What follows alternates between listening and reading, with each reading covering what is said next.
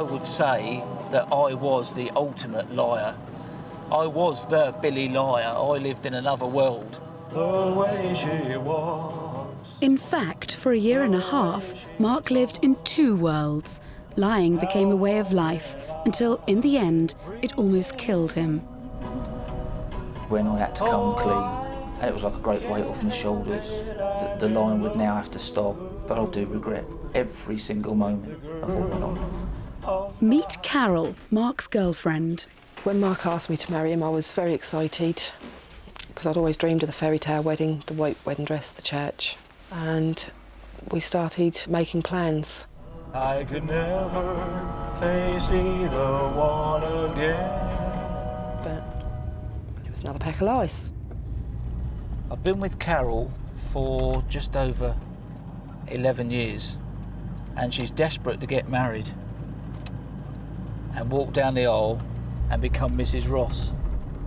But while I was with her, I secretly got married to another woman. Our wedding day, that was a nice day actually. The sun was actually shining. To me, if the sun shines at your wedding, it's a good omen. He wanted to walk down the aisle to ours and walk back out the aisle from ours. And that was about the only thing he stipulated that he really wanted, and that we got married on the 19th of August, which was the day that Alva's died. I've been called a love rat, a love cheat, and I've often been asked why I did juggle the two women. And even to this day, I don't know. My niece said, "Did you know Mark's getting married?" And I said, "He's not getting married." She said, "He is." I said, "He's not getting married." She said, "He's getting married today." When I came out of that church, I can honestly say I felt really guilty because there was Carol with a wedding dress and whatever, making plans, and there was me just coming out of the church, a married man. Keeping his marriage secret from his girlfriend Carol called for barefaced cheek. I asked him outright, "Did you get married Saturday?" And he said no. And a series of very convincing cover stories. Wherever I was staying, whether it's at Carol's or whether it was at Sue's, I used to go to work, which was the only piece of solace I had where I could think. I would then decide who I would stay with that evening and who I'd have to make an excuse up with. Mark was very plausible indeed. You name it, he said it. Mark always told me that he was at work, and I always believed he said where he was, the same as if he went back out during the night. He always said to me he had a stock take, and you could only do stock takes after the shop was shut. The meal situation was absolutely horrendous. I would have to eat a meal at, say, Sue's, and then when I got down to Carol's, there'd be another meal waiting for me. And 9 times out of 10, it was a full roast. So I'd have 2 roast meals. Mark got married on the 19th of August. 5 months later, a photograph of Mark's wedding was put through my letterbox. And I said to him, "Right, I'm going to ask you once more, and once more only, are you married?" And he said, "No, what have I told you? As far as I'm concerned, marriage is an institution that I have no intention of entering into." So I just threw him the photograph and said, "We'll explain that." I vowed that he would never ever hurt me or any other woman the way it hurt me that day. It was like somebody putting a knife in you and twisting it. And he'd done it to me, I was going to do it to him. I stabbed Mark, I aimed for his heart. He passed out. I mean, now we just laugh and joke about it. I was married to Sue, and then there was you as well. Yes, but Mark, you made some other woman Mrs. Ross when you knew that was my dream. But I had no say in that wedding. And I've told you that. Well, you must have had some say, because you were there. Yeah. So when the vicar said to you, "Is there any impediment that either of you know of?" you should have said, "Yes, I don't love this woman." Yeah. Why didn't you do it? Then get lynched, Kay. Well, would you rather get lynched by them or stabbed by me? Well, either way I won't come out alive, would I? Well, you did come out alive. Yeah, only just. Meanwhile, the woman Mark married is putting her life back together. Mark was my friend, my lover and my husband. And when he left, I had a big hole to fill in and it was very difficult. But now I've moved on into the extent that I'm trying to make another life for myself. But I'm not as open with the people I'm with now as I was with Mark, because you're always worried that you'll get hurt again. I think my days of wine, women and song are now over. I can honestly say in the last 12, 18 months there's been no one that I think I'll have a go with her. And I can honestly say that. So I must be getting better.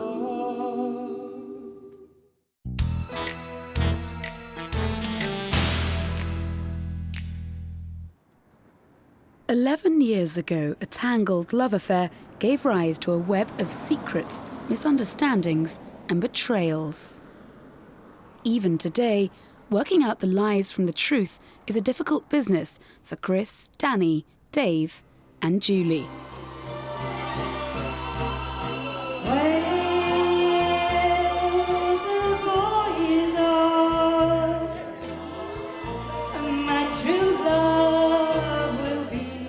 I feel really flattered when we do the karaoke, especially because there's a lot of men who lure after me, and I find it good for my ego. I've had 6 children, and to be able to attract the opposite sex attention, it's good.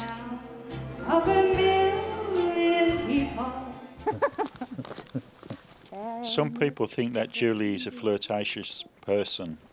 But deep down she's not. All she is a pleasant person with a nice smile, and some people get the wrong idea.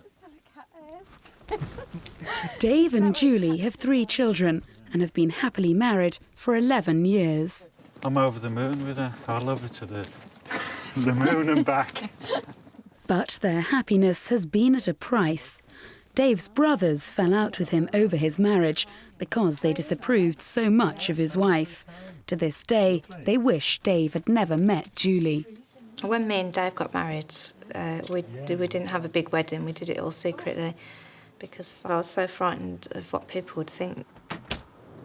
Because Dave's 2 brothers didn't have that good of opinion of me because of what had previously happened.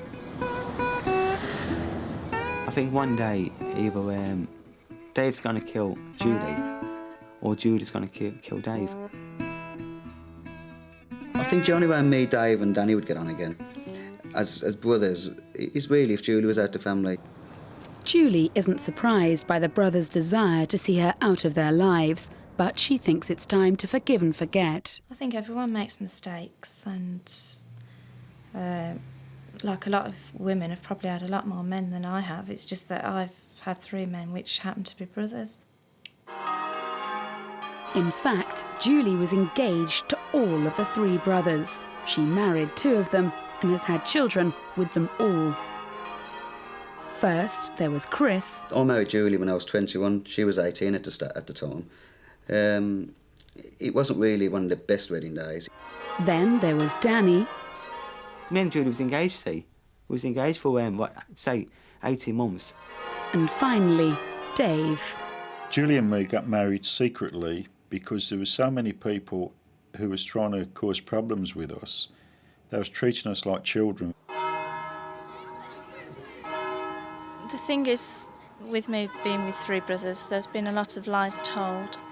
There's a lot of bitterness, and we just don't seem to agree on any of the truth.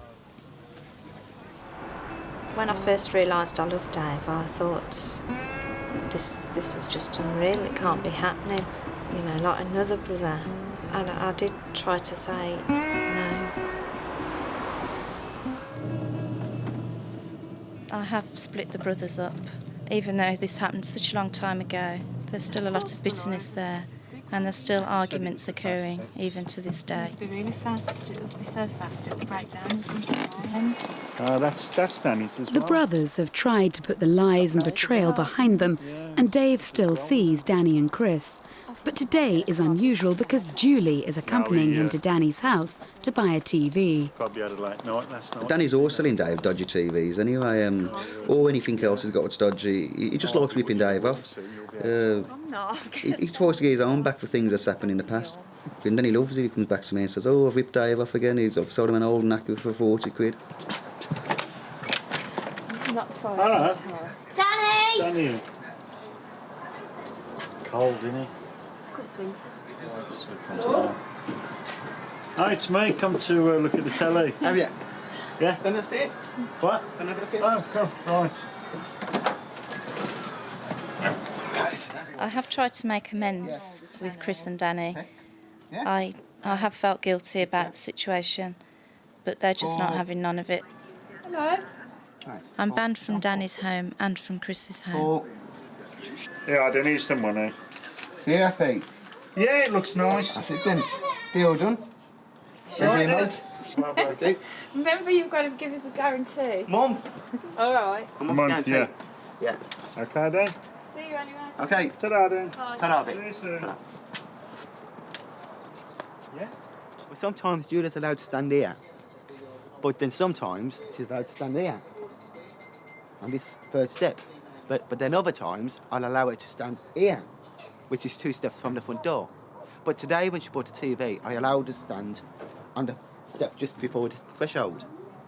But if she steps over that line, then there's trouble.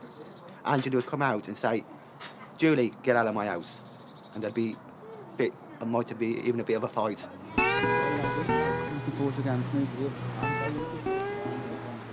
When we got married, me and Dave, my mum used to say, "Don't do it, you can't, this is a third brother, you must have the message by now, none of them are any good."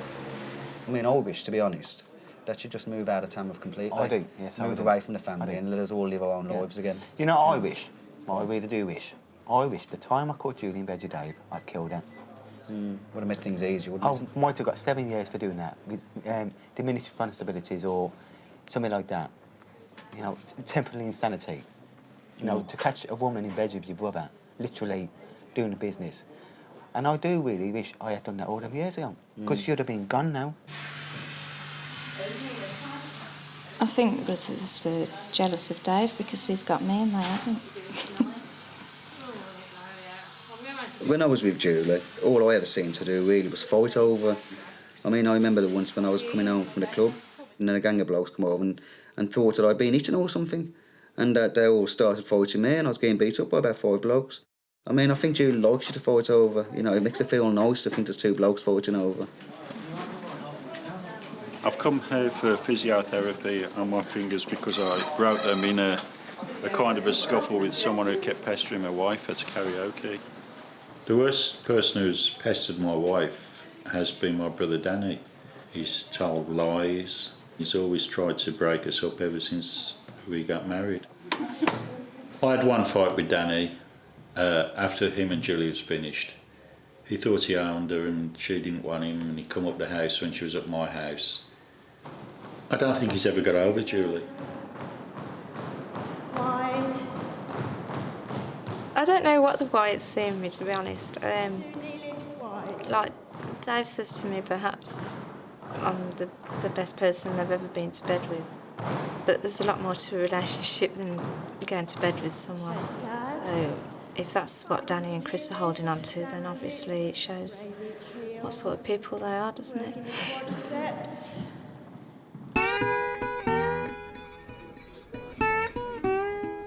I'm coming here to have a game of snooker tonight with my 2 brothers, Danny and Chris, and try to capture some of that brotherly love that we seem to have lost over the years.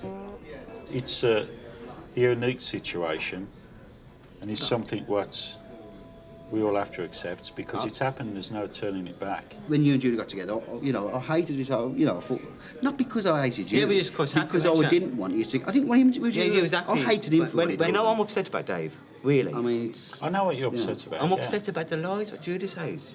The trouble with you, Danny, is you worship Julie, right? I don't You think really, nothing of Julie. really loved her. No, I never. But actually, It's amazing that we fell in love with each other, but it happened. I don't think Julie loves you. Pardon? I don't think that Julie loves you. I think that Julie tolerates you. Yeah. And I think that all she wants off you is what she can get. All I can say about Julie is a conniving bitch. She's what? Conniving bitch. That's what she is. She thinks she can trust anybody around her little finger. I can't feel sorry for what you've done to me. And you're my brother at the end of the day.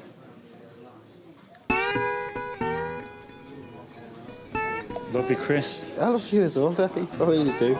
All right. And you, Danny. Let's all be happy. Right. Try to be. But I want you to Anyway, believe Dave. me as... Right. I want you as my brother. I think there's a lot of hope for Chris, Danny and me to get on better as brothers. And I think we've achieved quite a lot. Find out the hard way. Really, you really find out the hard way. I've stopped smoking now for 5 days, and tonight I felt the need for a cigarette really bad, more than I ever have.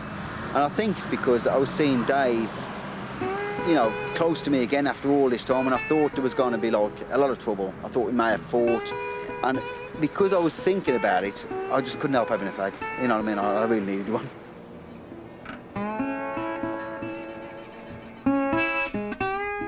The White brothers have always been there since I was a teenager. When I married Chris, I thought that would be forever. When I met Danny, I didn't think it would last.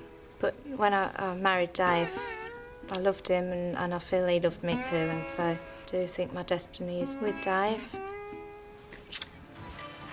Coming up in part 2, the secrets that change these people's lives. You just know it has to be done. If you don't do it, you'll probably die. My heart was just like coming out of my chest. I felt absolutely furious. I didn't think, oh, I'm going to walk out straight away. I thought, well, I wonder if I can actually do this. It's like, oh, can I test myself? How far will I go? Christina knew her secret could blow her life apart, and it did. It destroyed her family, her career, and her dreams. I had this in a secret, and I had to lie about myself as to who I really was. But I wasn't only lying to others, I was also lying to myself. The secret was there, it had to be smothered.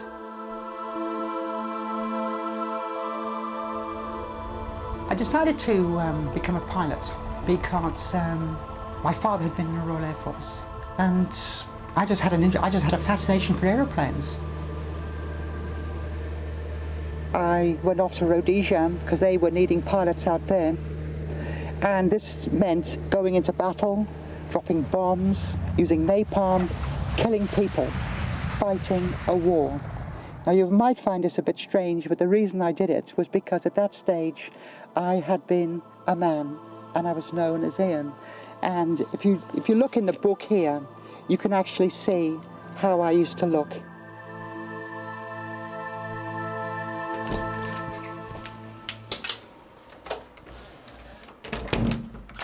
For years, Christina concealed her desire to be a woman.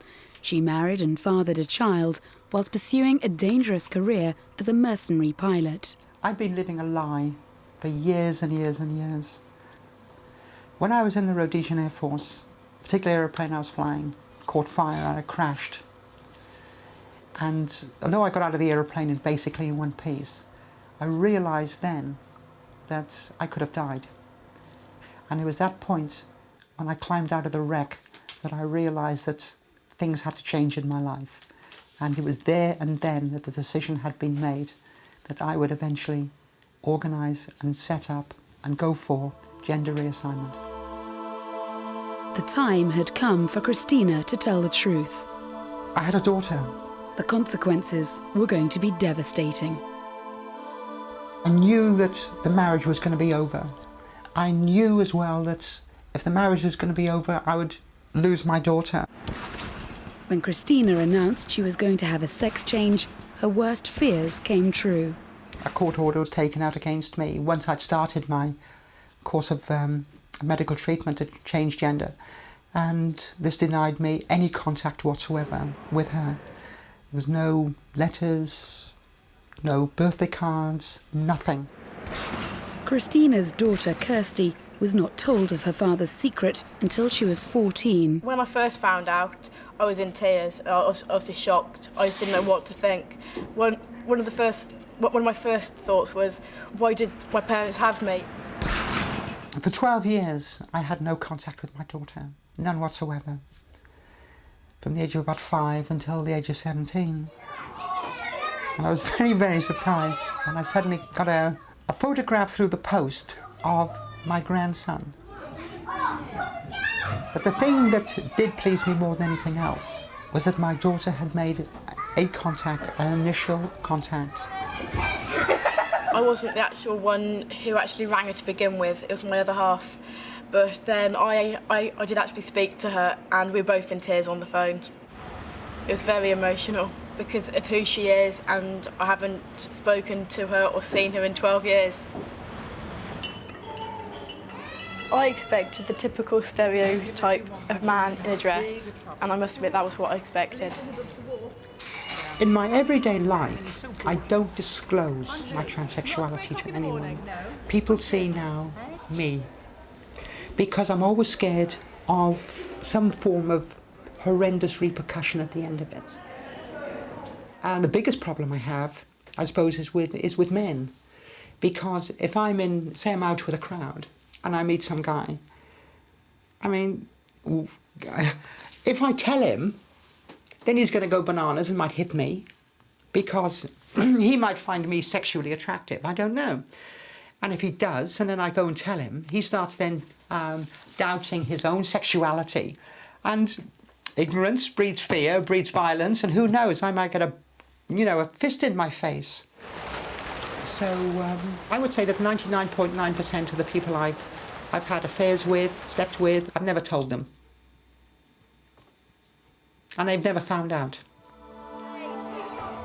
I'll be keeping a secret from my son about Christina because until he's old enough, he won't be able to understand what has happened.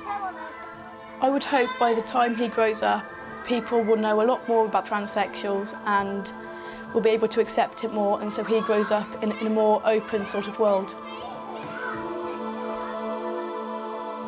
People need to be educated, and we are not sexual perverts. We are just ordinary human beings who have been afflicted by a cruel trick of nature.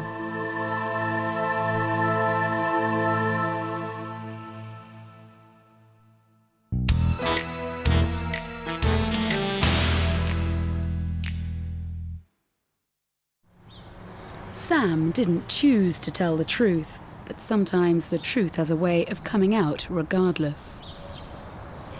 I spent the whole night with John. It was quite a passionate night. And then I went home to Eddie and we ended up making love as well.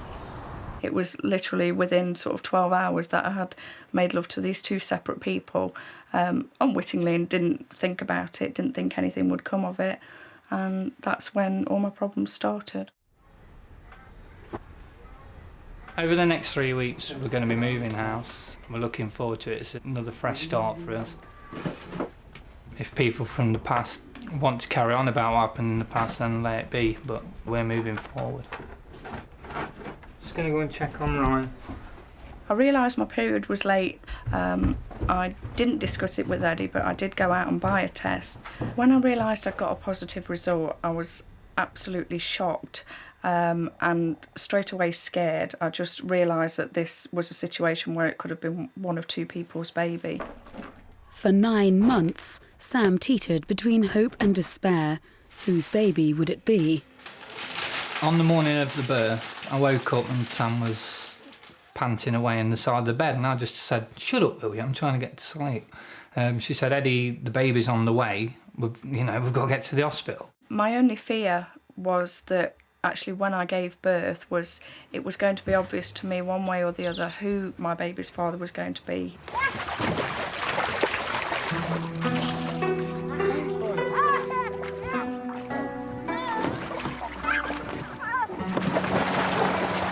He was either going to be a white baby and therefore Eddie's, or a mixed race baby, and then he was obviously going to be John's as John was black.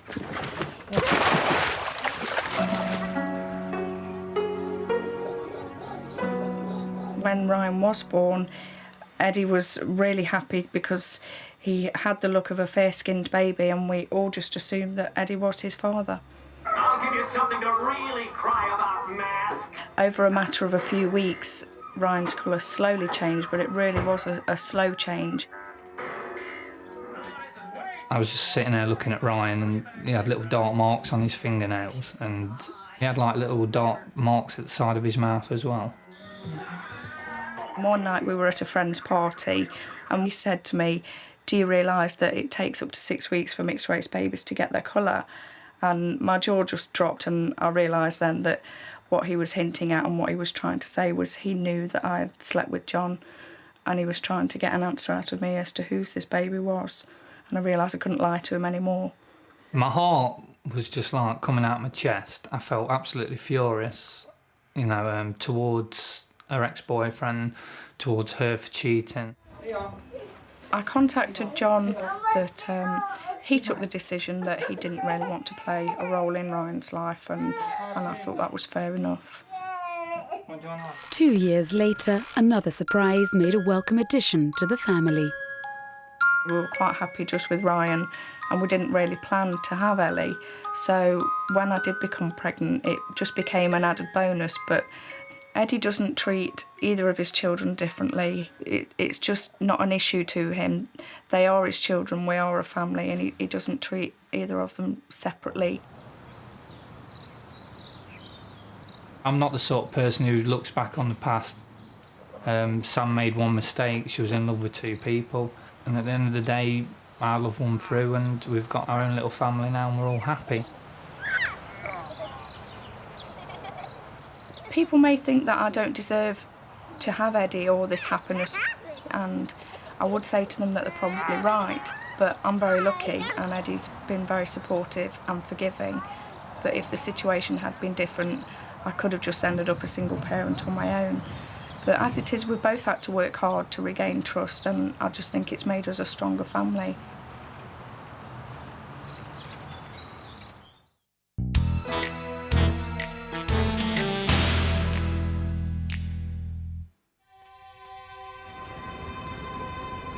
Telling the truth can bring a couple closer together, but it can also drive them apart.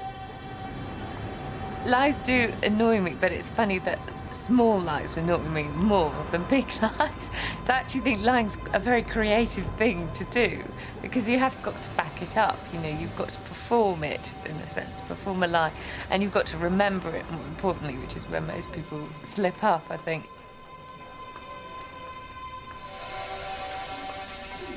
I write for a magazine of women's art, and they asked me to review a Sophie Cowell exhibition which is on at the Tate.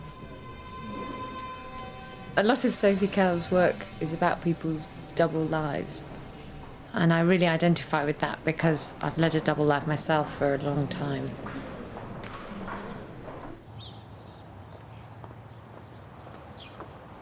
Telling lies did, in the end, get to me. I think I found it very difficult to lie to people that I liked.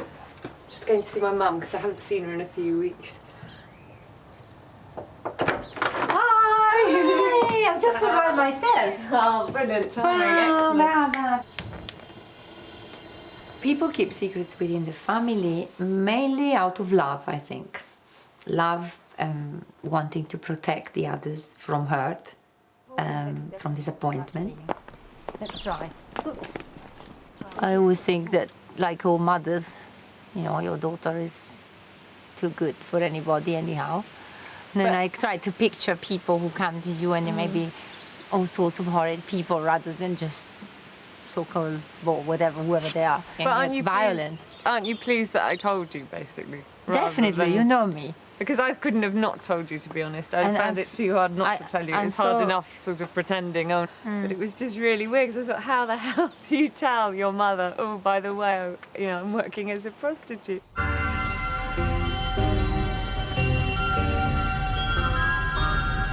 don't think I consciously decided one day, oh, I'm going to be a prostitute. It was more a case of applying for a job. I just saw an advert in the paper for hostesses. I didn't really know what a hostess was. I assumed it was someone who would just sit at a table and drink champagne and get a tip. And so it wasn't really till I turned up and actually started work that night that I found out from the other hostesses that they actually were high-class prostitutes. I made an almost instant decision, really, that if someone was going to offer me £400, £500 an hour, that then I would do it. One caramel. One caramel. Where are you shout out for 2 seconds, do you think? Don't throw those bloody spears at me, all right? The last person I ever wanted to go out with was someone like Marianne. And the last person that she ever wanted to go out with, to put it down in English terms, I'm a city wanker, she's a whore.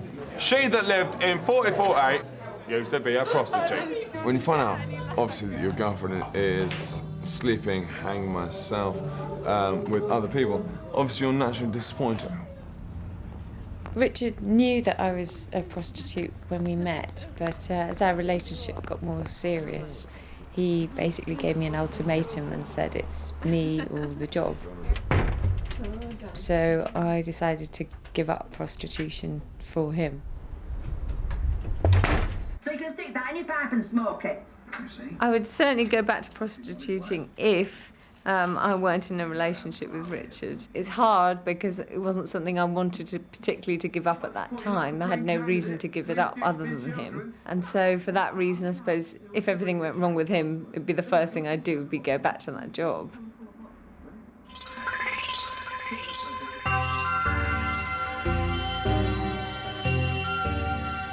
You have to have been a prostitute to know how hard it is to give it up. I understand. I think that there are times when I think I'm never going to relate to anybody as well as I relate to friends of mine who are still prostitutes. They have to be nice to us, and there's nothing nicer than a bloke who's going to get a blowjob, is there? They have to be nice to us because they're just a prized possession in our hands. The thing with high-class prostitution is that you're almost invisible because you're operating in clubs and hotel rooms. So there's all this kind of secrecy around it because you don't want, while you're working as a prostitute, for your clients to find out too much about your day life, just in case they become too attached to you or too intrusive. You've experienced possibly the greatest freedom open to a woman at the moment in the Western world, as in shagging for money. It earns an enormous amount per hour. There's nothing can compare with it. How on earth can you give it up and go back to domesticity? I mean, I did it because I got into a relationship with someone who couldn't handle the fact that I saw prostitution just as work and that the sex I was having with clients is just work. He's a sad sexist loser. If he was a client, I'd turn him down for being sexist, you know? If Marianne did go back into sort of hostessing or whatever in a relationship, you know, it's we're that sort of clinical between each other. If she did go back to it, well then, good luck, but it would be without me.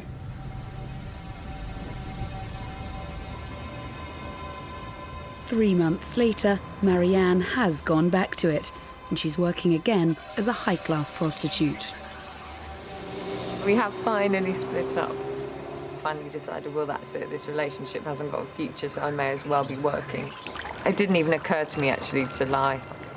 The temptation was always there, especially when we argued, for me to just say, well, sod this, I'm going to go back to work. I kind of said it as, right, that's it, I'm going back to work, Declaration of Independence. Who would you trust with a secret? Your partner? Your friends?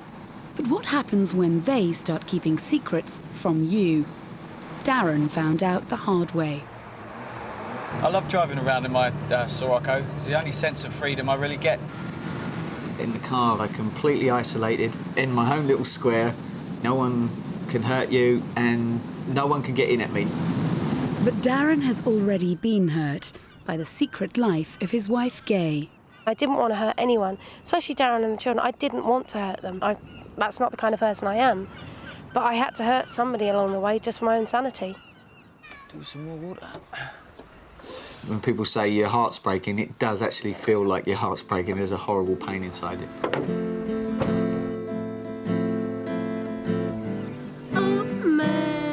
It was probably one of the hardest things I had to say is, turn around to your partner and say, look, I fancy somebody else, which would be hard enough in itself. But when you actually say, I actually have fallen for a woman. There was something in the back of my mind that told me there was something going on, but you assume it's a man. When I first saw Gay, I didn't sort of look at her and think, wow, that's the woman for me, that's who I want to be with. We just became friends, and then the more we got to know each other, the more I liked her, you know, and fell in love with her. Stacey and Gay set up home together, leaving Darren to look after the children. Overnight, Darren found himself a single parent. A trained toolmaker, he set up a business from home. I had to find a way of gaining an income as a single parent. That doesn't pay much, but it keeps the wolves from the door. So I can carry on with this, and the kids are quite happy playing out in the back. Stacey was actually a friend of mine. She seemed a bit of a lost soul at the time. She didn't really go around with anybody and needed someone to talk to, I suppose. And she became a family friend. Nice one. At the time, I didn't know that Stacey was gay, and I sort of started reading the vibes that we were sort of giving each other, and I sort of then started to question myself. I'm sure I saw Stacey's arm around Gay. The arm came down really quick, and it was like, oh, God, is it? And I went up and put my arm around both of them, and I went, this is cosy, isn't it? And he said, well, you know, what is going on? I said, I'm sorry. I said, I've got feelings for Stacey. I've fallen for her. I knew from that moment I didn't want to try and resolve anything. I wanted a break. All or nothing. I didn't want to share her with anybody else, and I can't live like that. There you go. Don't knock it over, please. I've been very honest with the children about Gay and Stacey, and they seem to accept it. Why? I think we've got a fish. Oh, it's got a little fish in it. Cool.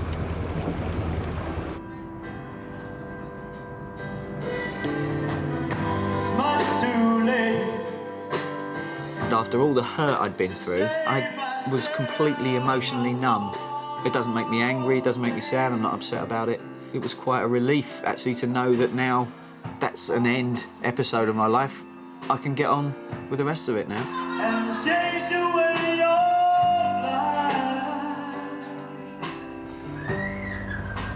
You've got to enjoy life. It's not a rehearsal, it's a one life. And if it means sort of major eruptions, it's got to happen for your own sanity.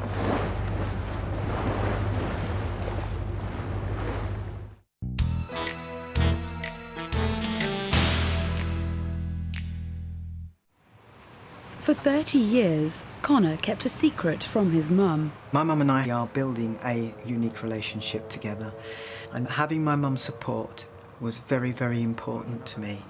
I could not have come this far without her love. For 30 years, Leanne also kept a secret from her mum. She was a perfect little baby, perfect little girl. But I can now see the chaos that must have been in her mind at that time, not knowing who she was or what she was. After 30 years, Leanne had a sex change and became Connor. I decided to tell my mum, and I said, hello, Mum, it's me. And she said, hello, love, and I said, I've decided to go on gender reassignment. I've decided to become a man physically now. Oh, she said. OK, it's your life, love, if that's what you want to do. And I thought, she's taking this very well. What I didn't realise at the time is that she'd put the phone down and bawled her eyes out. She was absolutely devastated. Now Connor has the things most men dream of: a house, a car, a career and a girlfriend. Eleanor. When I first met Connor, I actually met Leanne because he was still a woman. I'd started to get the feeling that this friendship could be going further. Leanne said, there's something I think you need to know. She said, I'm a transsexual and I've come to a point in my life where very shortly I'm going to have to seek the medical treatment that I need to make me the man in outlook, in outward appearance, that I know I am inside. And I sort of thought about this for a whole nanosecond and said, yeah, so, fine. I have these wonderful memories of Leanne. and I treasure them. All right, she's gone, but what's bloomed in place of the death of Leanne is something just as good.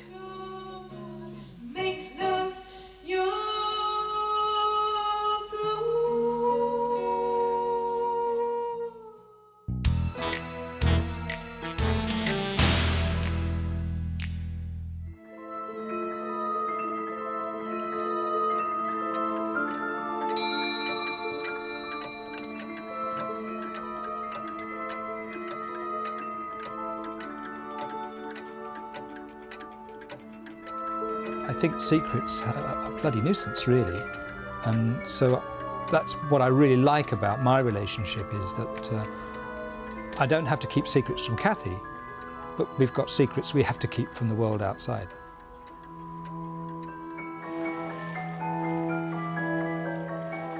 I kept our life a secret, A, because I think it's part of our private life, and B, because I didn't want to upset or frighten people or shock them or embarrass them.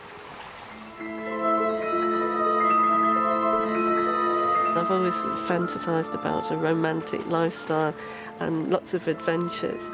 So I suppose having a secret lifestyle gives you a bit of adventure and a bit of fun and a bit of danger, of course, because you don't know who's going to find out. Ironically, it was a moment of real danger that triggered their secret life in the first place. A few years ago, a guy came in here with a small clock for a repair estimate, and as I turned to get his clock, he pulled a shotgun out of his bag. A sawn-off, double-barrelled shotgun. And they pushed me through here. And they bound me with sticky tape, and this gun all the time is in my face. It's pressed right into me, and I can see his finger inside the trigger guard. And I thought I was going to die. And I thought, what is it? I meant clocks. And I think from then, I decided that I was no longer going to spend 7 days a week mending clocks.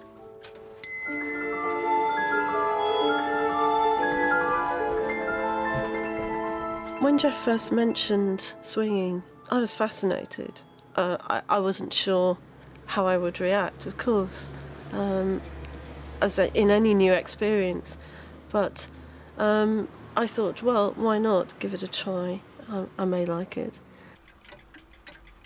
I mean, there's not many men with my limited means and at my age who can have a gourmet dinner party and enjoy fine wines, terrific food, and have sex with 6 women on a Saturday night.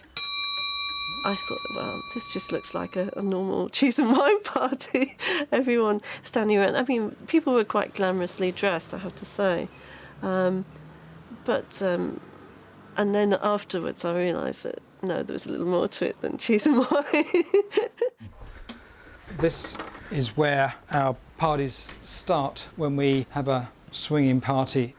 And we like to only use candles. And the nice thing about candles are, this old candelabra was our only accident. Somebody set fire to their hair oil, attempting to have sex with a guy on the table, and she set light to her hair on the chandelier. Before I started swinging, I must admit, I didn't believe that you could go to a party, have sex with people, with your partner, and go home, and that would be that, and there'd be no problem. But once I did it, I realised that the feeling after the sex was totally different. It's purely entertainment, and that's it.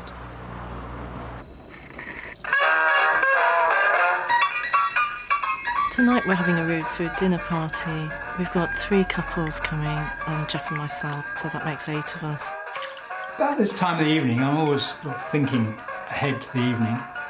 And most people think I'm sort of thinking about what the women are going to be like, but I'm more concerned that everybody arrives reasonably when we expect them, so that the food doesn't get ruined. We try and choose foods that are going to be a bit fun. For example, I've got profiteroles for the dessert, and anyone who's been to our dinners before will know what sort of things we do with them. Shading is my each. They thought that was a little excessive, but only the Germans could do. Well, you've been to any of the clubs? No, we haven't. Some friends of ours go to one in Düsseldorf. The first sexual move at our dinners varies from dinner to dinner. If people look a little shy, often I might start to perhaps play with Jeff or one of the guests, and that gives people permission then to be a bit more adventurous. And Beatrice's girlfriend. Having sex in front of people does turn me on. It's very exciting. Jeff seems to enjoy it a lot. That's just one. It's like being in a blue movie almost. It's a total fantasy.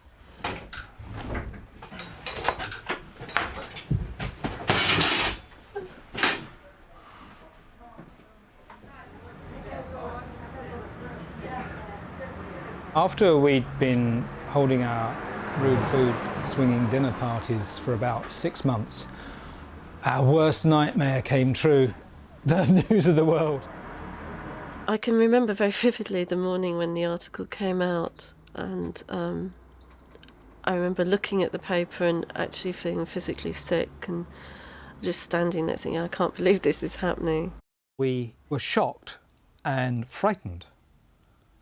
And it did cause terrible problems. Kathy actually lost her job. See you soon. I'm convinced that almost 100% of the people who come to our dinner parties are keeping it a secret. I know that people are terrified of being found out and landing up in the press. Some of our guests have a public life, and it would be disastrous, absolutely disastrous for them.